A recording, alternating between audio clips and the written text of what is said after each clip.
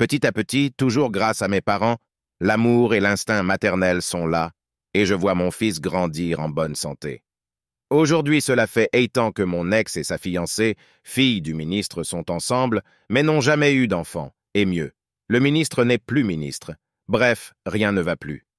Nous étions à la maison en train de déjeuner un dimanche, mes parents, mes frères et moi, quand Gilberte et sa famille débarquent chez nous pour soi-disant demander pardon pour tout.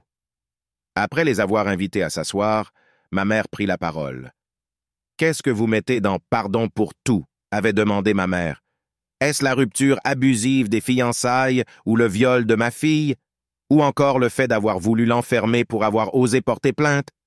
Ce que vous nous avez fait est d'une cruauté sans borne. Non seulement, vous rompez les fiançailles pour des raisons honteuses, vous abusez de ma fille et essayez de la faire enfermer pour avoir osé porter plainte. Nous ne sommes que de simples mortels. Nous n'avons pas le pouvoir de pardonner des actes aussi barbares et déshumanisés. La douleur qui est encore en nous est tellement immense qu'elle risque de nous suivre dans notre tombe. Puis, pour finir, ma mère leur présenta mon fils. C'est le fruit de votre viol. Il y a certaines choses pour lesquelles demander pardon est inutile. Il faut juste les assumer. Ou vous retournez dans ce même commissariat reconnaître avoir violé ma fille et subissez les rigueurs de la loi.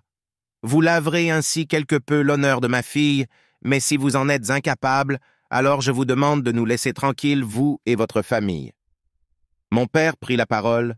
Elle a porté plainte, mais parce que vous aviez du pouvoir dans le temps, vous avez retourné la situation au point de vouloir l'enfermer. C'était exactement comme un deuxième viol, bien plus douloureux que le premier. Nous n'avons pas toujours le pouvoir d'esquiver les coups du destin. En revanche, nous savons mieux que quiconque que la nature ne vend rien à crédit, chacun finira par avoir ce qu'il mérite.